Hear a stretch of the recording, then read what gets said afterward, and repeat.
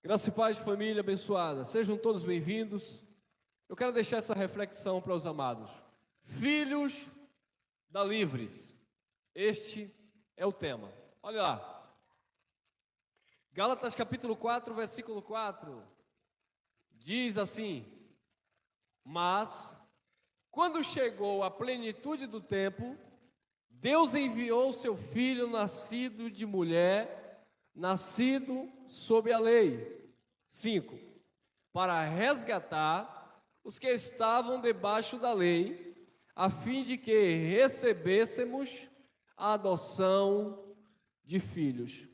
Então, queridos, observe que Jesus se manifestou justamente para resgatar aquele povo que estava debaixo da lei. Esse foi o propósito de Jesus.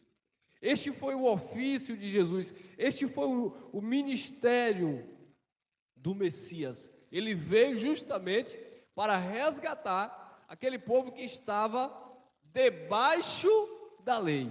Então, queridos, houve de fato e definitivamente um resgate. Ele resgatou aquele povo. Muitas pessoas nos dias de hoje dizem assim: Jesus me resgatou da maldição. Mas que maldição? Qual o conceito de maldição que você tem na sua mente? Porque Paulo, falando aos Coríntios, lá no capítulo 3 da segunda carta, Paulo disse que o ministério de Moisés era um ministério de condenação e morte.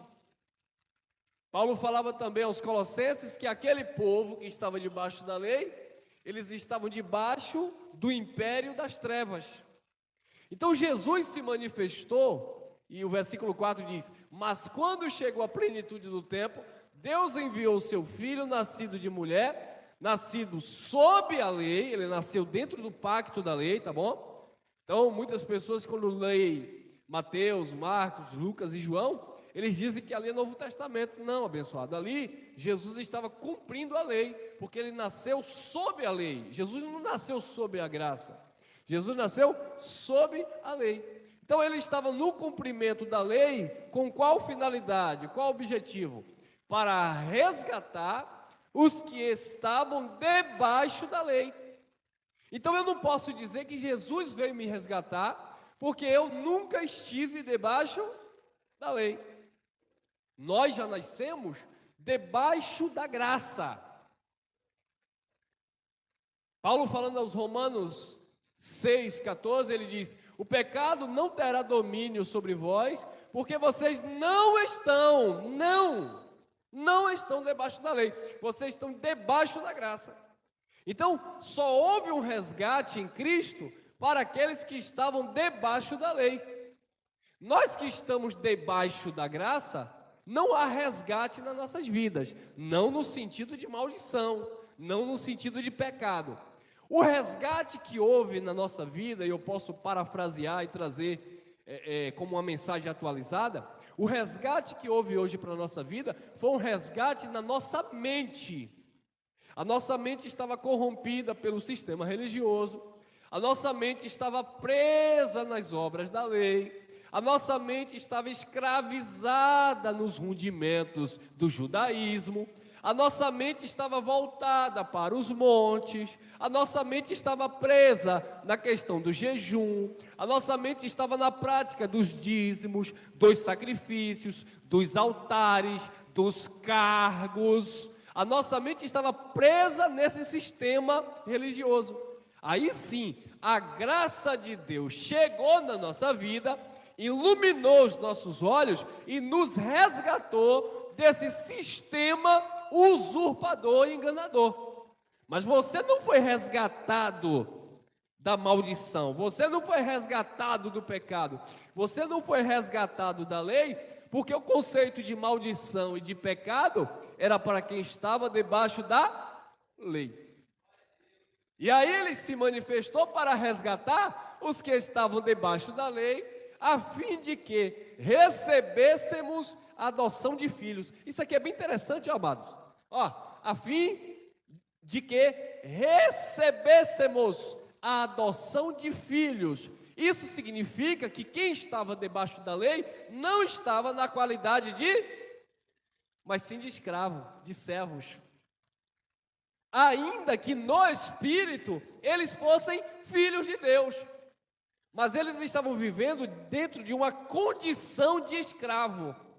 É por isso que Jesus falou lá no livro histórico de João, no capítulo 15, ele disse: eu não chamo mais vocês de escravo, agora eu tenho chamado vocês de amigos, porque tudo que eu ouvi do meu Pai, eu vos tenho feito conhecer. Por quê? Porque o escravo, ele não sabe o que faz o seu senhor. Agora, o amigo sabe, o amigo conta, o amigo compartilha. Então Jesus se tornou amigo daquele povo, porque outrora era inimigo por causa das obras da lei, por causa das transgressões. Jesus se tornou amigo daquele povo e manifestou a graça e trouxe eles como filhos de adoção. Agora tem uma coisa, nós não somos filhos de adoção. Nós não somos filhos por adoção, porque filhos de adoção, filhos por adoção, foi na vida daqueles que estavam debaixo da lei. Por isso Paulo disse, a fim de que recebêssemos. Esse recebêssemos aqui não te inclui.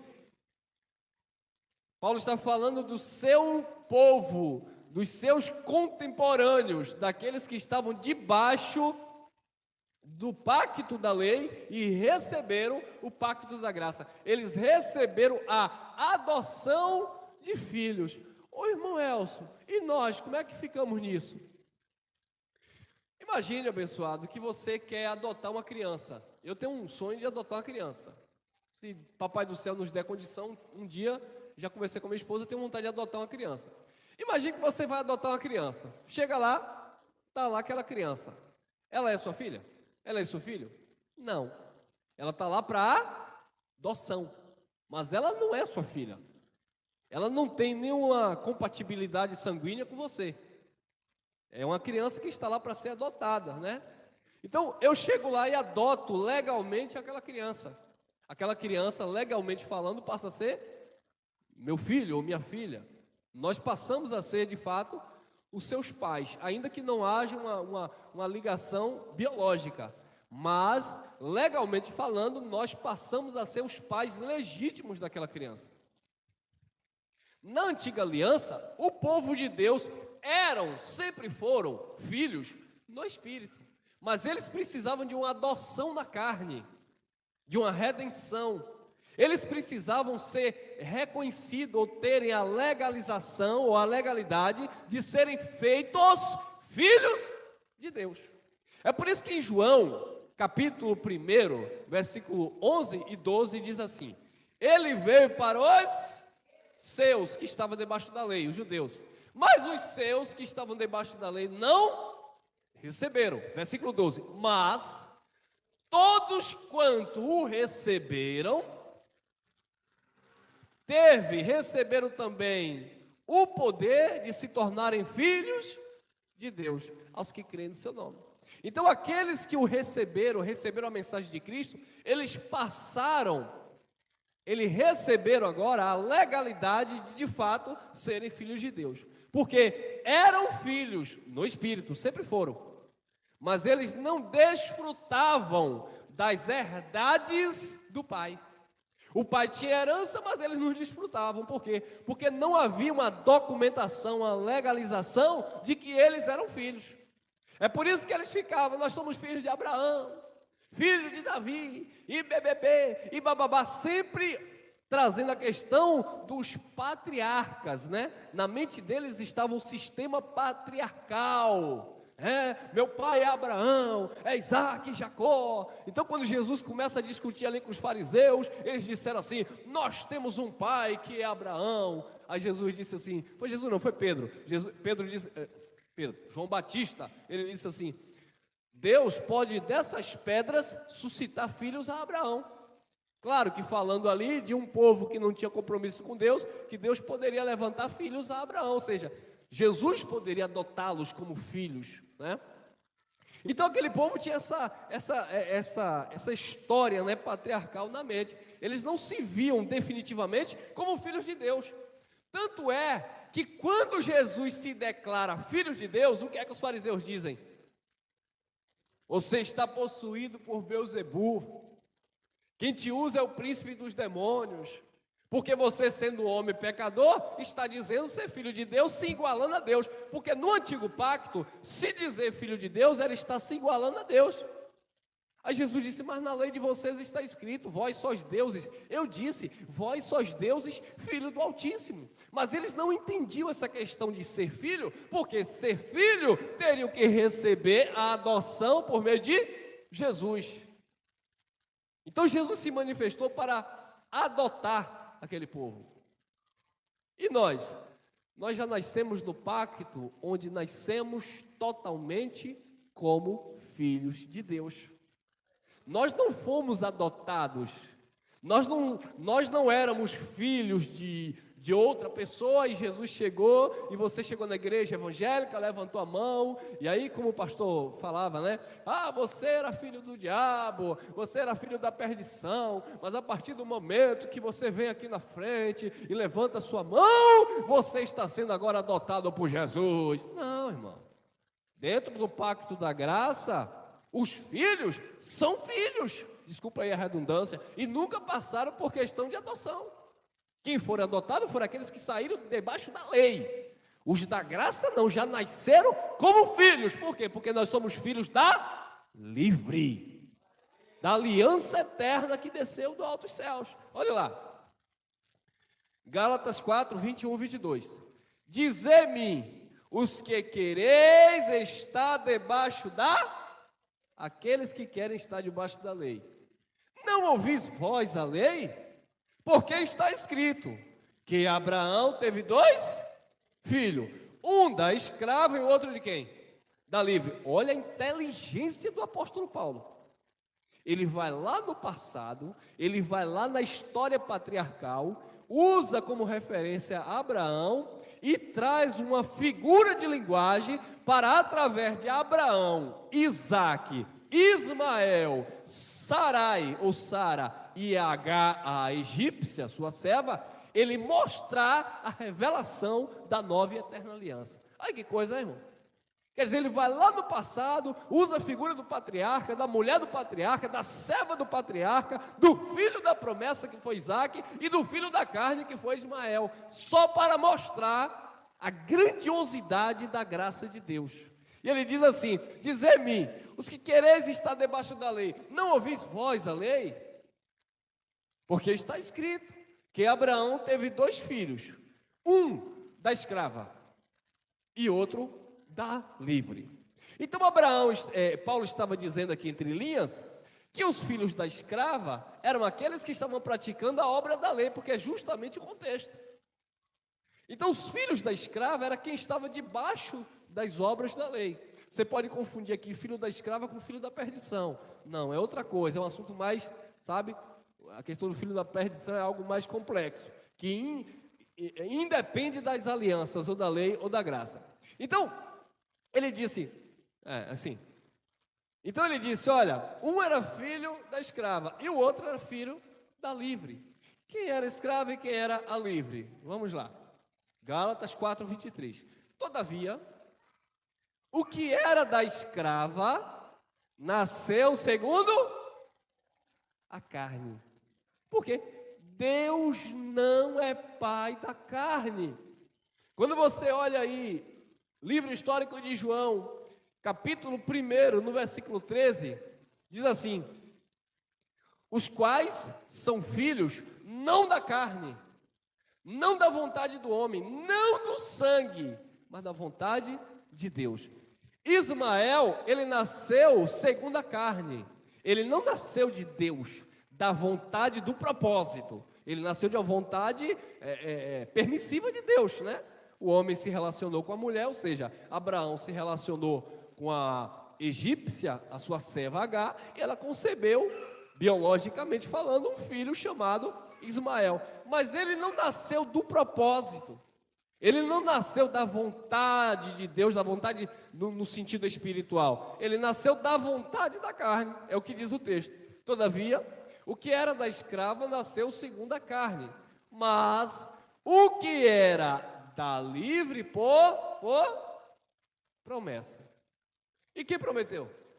Deus não é homem para que minta, e nem filho do homem para que se arrependa. Quem prometeu foi o próprio Deus. Foi Deus que chamou Abraão do meio de dentro da sua casinha, né? A graça de Deus nos chamou de dentro da nossa casinha limitada, onde você só enxergava aquilo que o pastor mostrava. Hoje você enxerga aquilo que o Espírito Santo te mostra. Nós estávamos dentro de uma casinha que nós só enxergávamos aquilo que o homem mostrava, aquilo que a religião mostrava, aquilo que a religião queria que você visse. Aí Deus nos chamou de dentro dessa casinha e mostrou a grandiosidade da sua graça. Deus chamou Abraão de dentro da sua tenda e disse: olha para o céu, olha para as estrelas, conta se você pode. Assim será a tua descendência, a descendência dos filhos da promessa com Isaac. Porque ele tinha feito uma promessa. E Paulo disse aos Romanos, lá no capítulo 4, que Abraão, mesmo sendo velho, ele não duvidou por incredulidade, mas ele foi fortificado na fé, dando glória a Deus. E por que Abraão foi fortificado na fé, dando glória a Deus? Porque Abraão, ele não viveu no tempo da lei, a lei veio depois com Moisés. Abraão viveu fragmentos da graça.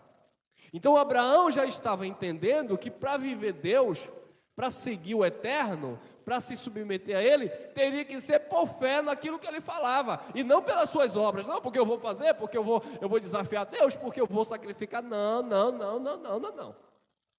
Então Abraão já entendia que era por meio da fé que ele iria agradar a Deus. Então, aquele que nasceu segundo a carne, ele era filho da escrava.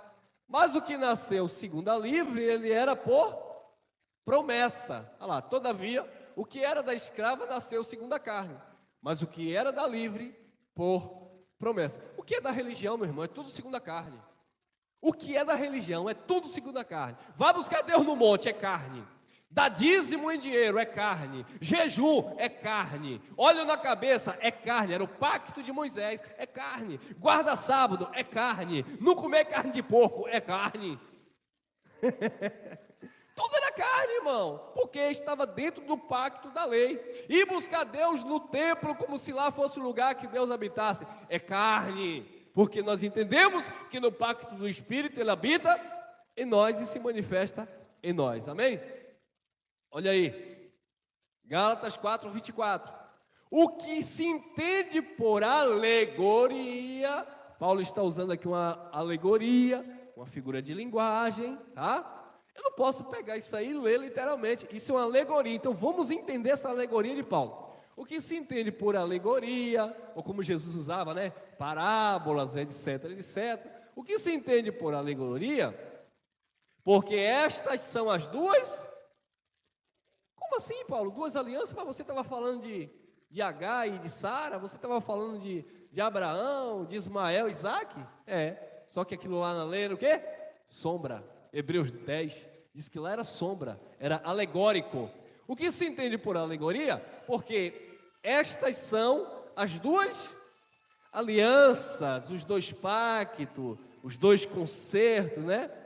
Uma aliança do Monte Sinai, gerando filho para servidão, ou seja, escravidão, que era quem? Agar. Então observe, abençoado, que aqueles que viviam debaixo do pacto da lei, porque o contexto está falando da lei, eles só geravam filhos para servidão, para escravidão. É por isso que Jesus disse: vinde a mim, vós que estáis cansado, oprimido e sobrecarregado, que eu vos aliviarei. Aprendei de mim, que sou manso e humilde de coração, e vocês vão achar descanso para as vossas almas. Mas aquele povo não tinha descanso, porque aquele povo estava debaixo de servidão, escravidão. Aí os sabidos, os líderes religiosos da época, não queriam mover o jugo nem com o dedo, mas eles colocavam fardo pesado sobre quem? Sobre os escravos, irmão. Eu quero ver agora um líder religioso colocar fardo pesado sobre vocês. Colocar fardo pesado sobre vocês que me acompanham aqui. Não coloca. Não coloque, irmão. E se estiver colocando, é porque ainda eles não despertaram, porque a partir do momento que os olhos forem iluminados, eles não vão mais se sujeitar a jugo de servidão, jugo de escravidão. É por isso que Paulo, falando aos Gálatas 5, no versículo 1, ele diz: permaneceis, pois, firmes na liberdade com que Cristo os libertou. Houve um resgate. Cristo resgatou aquele povo que estava debaixo de um jugo de escravidão, de servidão. Então permaneça firme na liberdade com que Cristo vos resgatou, e não vos torneis a colocar de novo debaixo de um jugo de servidão ou escravidão. Porque quem está debaixo de um jugo de servidão e escravidão não está como filho da promessa, filho da livre, está como filho da escrava, ou seja, são carnais.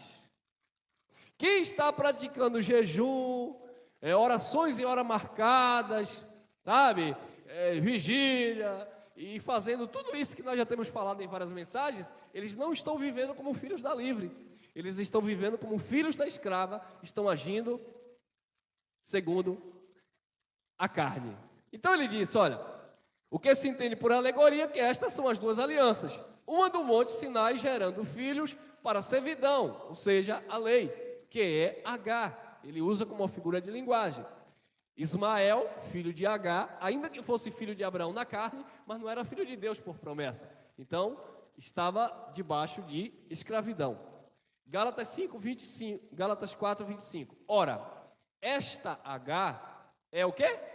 É Sinai, o monte da Arábia, que corresponde a Jerusalém, que agora existe, pois é escrava com seus. Isso aqui tem muita coisa, é muita revelação isso aqui, irmão. Ó. Ora, esta é Agar. Só que Agar não tinha nada a ver com monte. Agar era uma personagem, era uma mulher, era egípcia que trabalhava para Abraão, que Abraão se relacionou, e daquele relacionamento sem aprovação de Deus, porque foi um adultério, nasceu Ismael segundo a carne. Só que Paulo está usando como uma figura de linguagem, porque lá na lei tudo era sombra. Quando o povo dizia, caminhando eu vou para Canaã, era a terra prometida do descanso. A terra prometida da igreja, do povo de Deus, era a graça. Não tem nada de terra prometida ou céu de rua de ouro e de cristal. Era a graça. Então naquele tempo era literal, hoje é espiritual. Nosso descanso não é sabático, um dia de 24 horas. Nosso descanso é eterno, porque é na nossa mente em Cristo, no Criador. Ora, esta Agar é Sinai, o monte da Arábia, que corresponde a Jerusalém, que agora existe, vírgula. Agora quando? Agora hoje? Não. Essa Jerusalém que agora, Paulo falou lá na igreja na Galácia, existe, pois é escrava com seus filhos. Esta Jerusalém que agora existe, ela foi destruída no ano 70 da era cristã. Então, o pastor lê essa palavra hoje, e ele diz assim, irmão, esta Jerusalém que agora existe, pois é escrava com seus filhos. Ó, irmão, lá em Jerusalém todo mundo é escravo. Calma, irmão, a Jerusalém que existe agora no século 21, ela foi fundada pela ONU. Tem nada a ver com essa Jerusalém que existiu até o ano 70, porque no ano 70, o imperador Tito, ele invade Jerusalém, que nessa carta ainda existia, e com 60 mil soldados romanos, ele destrói, queima o templo, queima a cidade, leva mais de 1 milhão de judeus presos e assassina outros tantos. Então ela não existe mais. Agora o emprego do verbo é existiu, mas no tempo do Paulo, existe. Esta Jerusalém que agora existe, ela é escrava com seus filhos. E por que era escrava? Porque estavam debaixo da lei de Moisés. Mas irmão, mas aqui já é Novo Testamento. Mas a mente daquele povo estava ainda na lei de Moisés. E por estar na lei de Moisés, eles continuavam sendo escravos. Eles não eram livres, porque eles estavam vivendo o pacto do Monte Sinai, que era um pacto lá do monte na Arábia. Ou seja, era tudo ali, religiosamente falando, e vivendo segundo a carne, aquele pacto.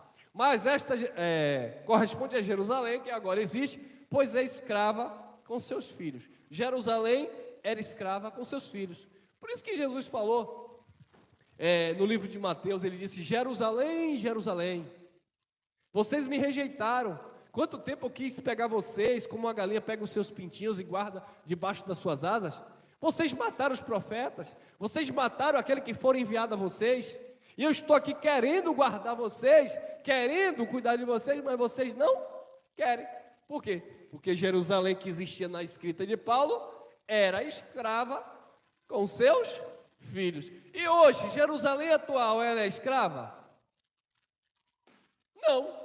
Ela não é escrava porque a lei não vigora mais. Elas também, ou eles também, são filhos da livre.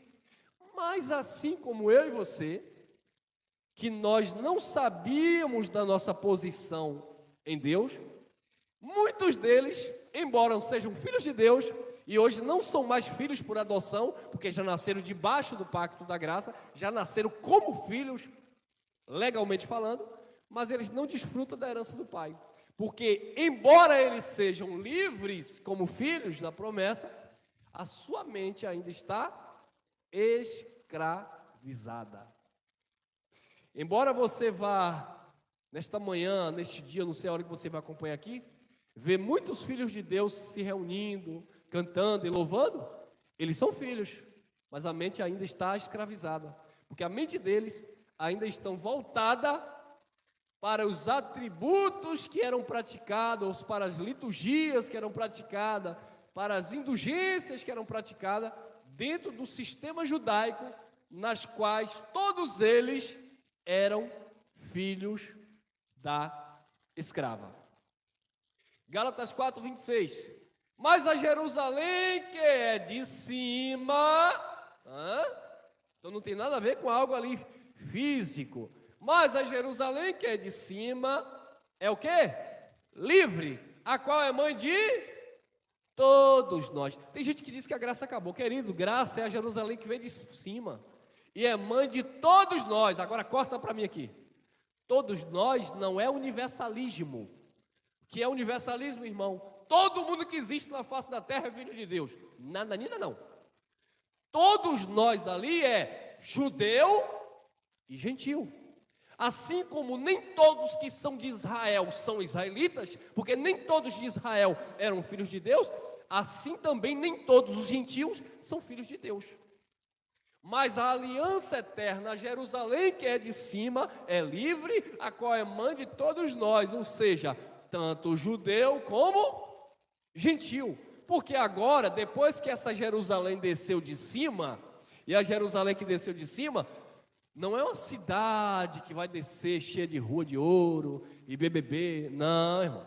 A Jerusalém que desceu de cima é o pacto da graça eterna, que é mãe de todos nós, ou seja, a graça de Deus, ela nos nivela, nos iguala, tanto judeu como gentil, os filhos têm e participam das mesmas promessas de Deus. Promessas estas que, disse Paulo, já tem o sim e o amém da parte de Deus. Então, queridos, todos nós estamos no mesmo nível. É por isso que Paulo, escrevendo aos Romanos, lá no capítulo 11, ele diz: olha, não venha se vangloriar você, jambuzeiro bravo. Olha a figura de linguagem que ele vai usar. Vocês, como jambuzeiro bravo, foram enxertados na videira verdadeira. Então vocês são ramos. Vocês não podem se gloriar porque eu sou melhor do que o judeu, porque eu... Não se glorie não, irmão. Porque diante de Deus não há judeu e nem gentil, porque todos nós somos iguais. Porque somos filhos da Jerusalém que é de cima, que é livre. Então nós somos filhos da livre. Amém? 4:31. De maneira que, irmãos, somos filhos não da escrava, mas da livre. Você não é filho da escrava, nem de H, porque H só teve Ismael, e você também não é filho da lei, que era justamente aquilo que Paulo estava falando. Nós não somos filhos de Moisés. Aí os judeus disseram assim: não, esse homem aí, quem enviou esse homem? Falando de Jesus. Quem enviou ele? Nós sabemos que Deus falou com Moisés, filhos da escrava. Nós ouvimos Moisés, ele não. Aí o jovem que era cego enxergou, assim como nós que estávamos cegos no sistema, porque estávamos vivendo como filhos da escrava. Deus abriu os nossos olhos e mostrou que nós somos filhos da livre. Aí o jovem olhou e disse: olha, se ele é pecador, não sei. Uma coisa eu sei, eu era cego e agora vejo. Aí ele, não, é sempre assim, né? O sistema religioso quebra o pau da barraca quando você se declara livre em Cristo. Não, que negócio é esse, irmão? Você quer dizer que você não pode vir aqui no altar? Não, irmão. Não, irmão, aqui é o altar de Deus, você vai vir aqui sacrificar. Não, irmão, eu não sou filho da escrava, eu sou filho da livre. Não, irmão, mas você tem que ir no monte buscar presença, aleluia.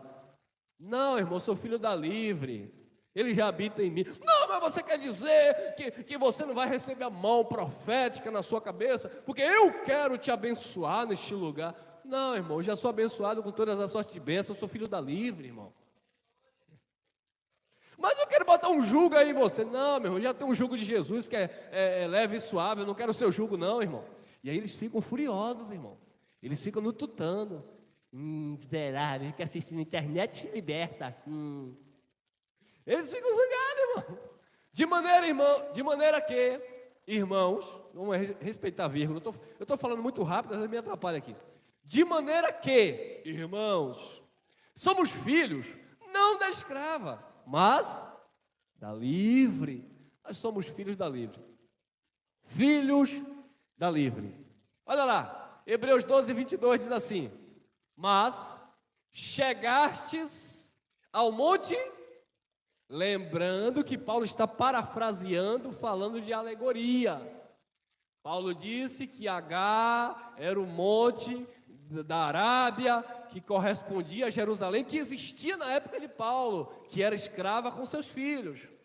Agora ele vai usar outra figura de linguagem, que os de Deus não é no monte da Arábia, era do monte de Sião. Lembra que Davi dizia assim, que ia subir no monte de Sião, que os que confiam no Senhor são como os montes, né, que estão ali em volta de Jerusalém, sempre apontando para aquela questão do monte de Sião, onde Deus havia feito promessa naquele lugar. Mas chegastes ao monte de Sião, que é uma figura de linguagem também, a cidade do Deus vivo. Olha lá, abençoado, ó. Aqui diz o quê? Mas chegaste. Não está dizendo que você vai chegar depois que morrer. Não, irmão, porque depois que eu partir daqui, eu vou chegar no monte de Sião. Eu vou para a cidade do Deus vivo, aleluia. É isso? Tem gente que pensa assim: quando eu morrer, eu vou para a cidade do Deus? Não, irmão, você já está na cidade do Deus vivo. Porque a cidade do Deus vivo é a aliança que desceu do alto, que é mãe de todas nós, amém? Mas chegastes ao monte Sião, a cidade do Deus vivo, a Jerusalém. Queridos, nós já estamos na Jerusalém celestial. Você não vai para a Jerusalém celestial, você já está na Jerusalém celestial, porque a Jerusalém celestial é a cidade do Deus vivo que desceu de cima, que é mãe de todos nós. Mas quanto tempo nós fomos enganados? Quando eu morrer daqui, eu quero ir para o céu, porque eu vou para a cidade celestial. Não, irmão. Cidade celestial é um conceito, é uma aliança. Nós já estamos nela. Nós já vivemos nela. Agora, quem não vive nela, não desfruta dela. Na cidade santa, na cidade celestial, onde João, falando por meio de figura de linguagem, ele disse que lá, nessa cidade, não haveria dor, não haveria choro, né? E que nessa cidade haveria ruas de ouro e de cristais, né? E havia um rio limpo. Quem é o rio limpo? Jesus, que é a fonte das águas, irmão. Você já está nessa cidade.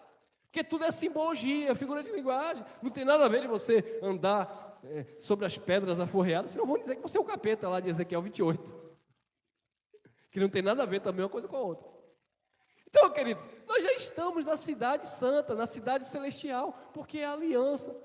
Como assim, irmão? Mas eu estou comendo ainda cuscuz com ovo, eu ainda estou pagando conta, eu sinto dores. Como é que eu estou nessa cidade santa? Meu irmão, você é filho da livre. da aliança que desceu do alto. Você é espiritual, tem que comparar coisas espirituais com as espirituais. E por que você acreditava antigamente que um demônio entrava na vida da pessoa e fazia isso e aquilo? Aí nessas coisas que não existem, você acredita. Agora, no que existe, biblicamente falando, as pessoas têm dificuldade de entender. Vai chegar ao Monte Sião, a cidade do Deus vivo, a Jerusalém celestial e aos muitos milhares de anjos. Jesus disse lá no céu, todos vocês serão como anjos. E os céus e a terra, eles já se uniram ao Senhor. Paulo falando aos Efésios que todas as coisas já convergiram, já congregaram ao Senhor. Tanto as que estão nos céus, como a que estão na... É por isso que hoje não existe anjo espiritual ministrando na sua vida. Porque diante de Deus você já é um anjo revestido de carne. Quem está entendendo o manto? Diante de Deus nós somos anjos revestidos de carne. Quando essa carne cair, tombar, aí você vai para a eternidade, como Jesus disse, viver como anjos. Porque vocês são como anjos. E lá na eternidade não existe desejo de casar e nem dar-se em casamento. É por isso que nós batemos seguro contra alguns irmãos da graça que dizem que na eternidade você vai lembrar da vovó e do vovô, porque a salvação da alma é no céu. E não pode, você não vai levar a lembrança da terra para o céu, irmão. Lá não vai ter sentimentos humanos carnais. Lá vai ter uma conservação espiritual, que é a tua origem, de onde você veio e para onde você retorna quando deixar esse tabernáculo humano, amém? E aos muitos milhares de anjos, são milhares, né? Lembra da promessa que ele fez a Abraão? Conte aí, vá, conta. Assim será a tua descendência, milhares de anjos, filhos de Abraão, por promessa. Não foi carnal, não foi que Abraão se relacionou e teve 2 bilhões de filhos, não é isso. Abraão não era Gengis Khan, não, que deixou aí uma semente aí na terra, não. É literalmente falando. Aí os crentes dizem assim, vamos ter uns 10 filhos, porque a palavra diz crescer e multiplicar. Calma aí, irmão, você está muito na carne. Olha lá, Hebreus 12, 23. A universal. Oi, irmão? Então eu vou para lá, irmão. Vai!